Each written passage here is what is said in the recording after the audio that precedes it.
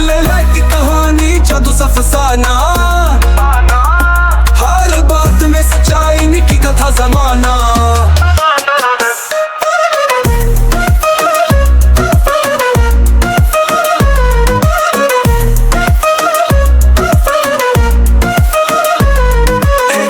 होशियार अक्ल में पेश मारते से वो यूं सुनाए दिल चूल्हे बार बार बातें। अली बाबा की जादू जैसी रातें दी मलाइक से हिकमत की हैं सौगातें।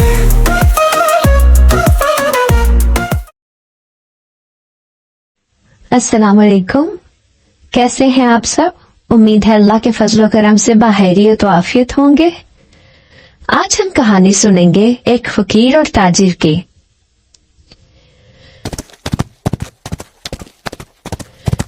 रशीद एक कामयाब और ईमानदार ताजिर था। इसकी बाजार में इज्जत थी, मगर दोस्तों का दायरा महदूद था। वो कारोबार में दयानतदार था, लेकिन दूसरों से ज्यादा ताल्लुकात बनाने का आदी नहीं था। हर रोज वो अपनी दुकान खोलता और काम में मसरूफ रहता और रात के दुकान बंद करके घर चला जाता। एक दिन उसने दुकान के सामने एक फकीर को बैठे देखा। फकीर आम भिखारियों जैसा नहीं था। वह जबरदस्ती किसी से कुछ नहीं मांगता था, बस एक जगह बैठा रहता, लोगों को देखता और कभी कभार मुस्कुरा देता।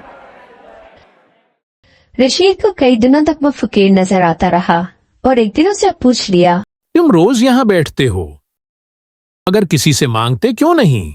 जो मिल जाए वो ले लेता हूँ, जो न मिले इस पर शुक्र अदा करता हूँ। रशीद को ये जवाब जरा अजीब लगा, मगर वो बोला कुछ नहीं। चंद दिन गुजर गए। फिर एक दिन रशीद ने फकीर के लिए चाय मंगवाई और खुद भी साथ बैठ गया। आहिस्ता आहिस्ता दोनों के दरमियान एक अजीब सी दोस्ती कायम हो गई। रशीद दिन भर काम करता, मगर फारे वक्त में फकीर के पास बैठकर किस्से कहानियां सुना करता। फकीर का नाम करीम था और उसके पास बहुत सी कहानियां और तजुर्बात थे। वो दुनिया को एक अलग नजर से देखता था और रशीद को उसकी बातें सुनने में मजा आने लगा। करीम को रोजाना जो भी भीख मिलती वो उसमें से कुछ हिस्सा अमानत के तौर पर रशीद के पास रखवा दिया करता।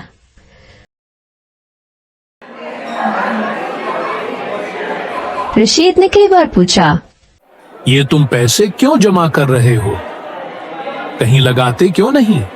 करीम हंसा और बोला, जब वक्त आएगा तो तुम्हें खुद ही मालूम हो जाएगा। कुछ साल गुजर गए।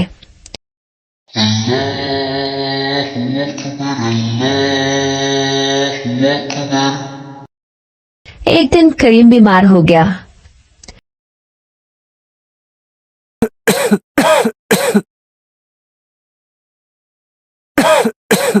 रशीद उसके घर गया, उसकी आयादत की, उसे तीमारदारी की, मगर बीमारी बढ़ती गई।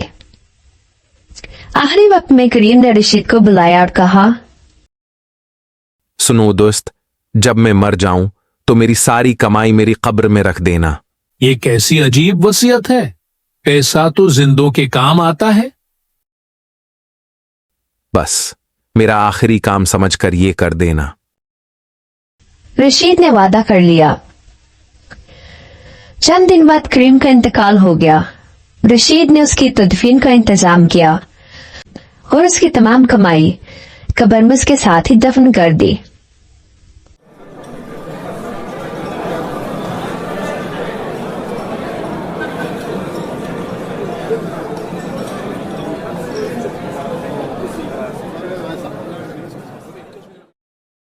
करीम के बगैर रशीद को एक अजीब सा हालीपन लगता, मगर जिंदगी तो चलती रहती है। सो वो अपने कारोबार में फिर से मसरूफ हो गया। कुछ महीने गुजरे तो रशीद के कारोबार में अचानक नुकसान होने लगा। उसके कई सौदे खराब हो गए, गाहक कम हो गए और वो कर्ज में डूब गया। उसे कर्जदारों ने परेशान कर रखा था। नौबत यहां तक आई कि उसे अपनी दुकान बंद करना पड़ी। अब वो फाकों पर आ गया। एक दिन भूख और मायूसी के आलम में उसे करीम की कब्र में दफन किए गए सिक्के याद आए। उसके दिल में लालच पैदा हुआ। उसने सोचा, ये रकम किसी मुर्दे के क्या ही काम आ सकती है। अगर मैं इसे निकाल कर खर्च कर लूं। उसने ये सोचा कि मरने के बाद तो ये रकम किसी के काम की नहीं, वो रकम तो जिंदा इंसान के काम आनी चाहिए।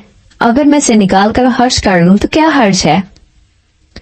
उसने सोचा, वो रकम तो जिंदा इंसानों के लिए ज्यादा जरूरी है।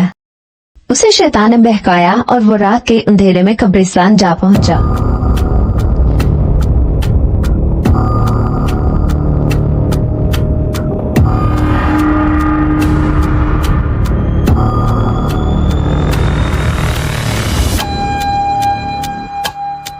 रशीद ने कांपते हाथों से कब्र खोदनी शुरू की।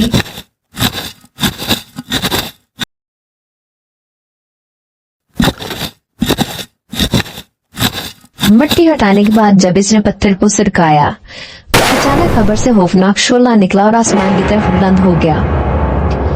रशीद खौफ से पीछे जरूर हट गया, मगर उसका लालच अब भी बरकरार था।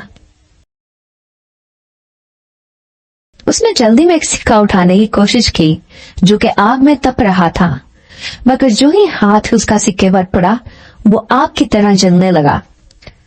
रशीद ने डर से चीखते हुए सिक्का छोड़ दिया, मगर हाथ पर शदीद जख्म आ चुका था और वो खौफजदा होकर वहां से भागने लगा।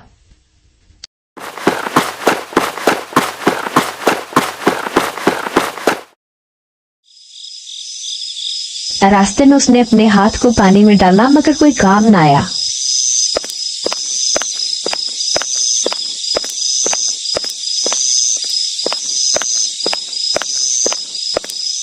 घर आकर वो तड़पता रहा, मगर उसका हाथ का दर्द किसी सूरत कम नहीं होता था। अब मैं क्या करूं?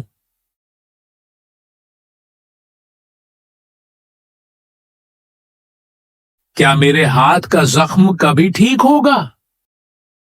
कुछ दिन बाद रशीद एक दरख्त के नीचे बैठा तकलीफ से करा रहा था कि उसके पास से एक दरवेश पर गुजर हुआ।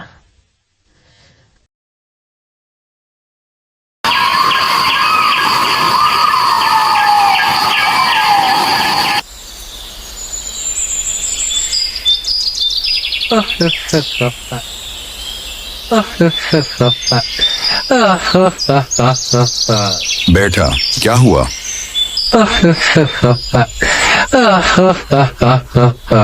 रशीद ने अपनी तकलीफ का जिक्र किया और दरवेश ने गौर से पूरी बात सुनी।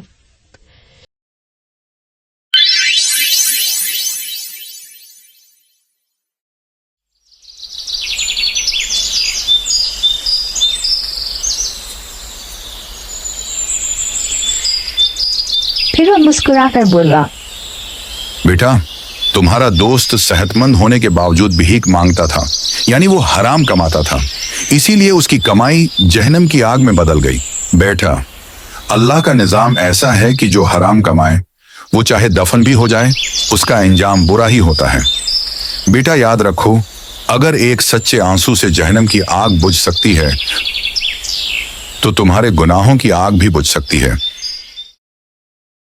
ये सुनकर रशीद को एहसास हुआ और उसने सच्चे दिल से अल्लाह ताला से तौबा की। जैसे ही उसकी तौबा के आंसू उसके हाथ पर गिरे, उसके हाथ का जख्म खुद बहुत ठीक हो गया।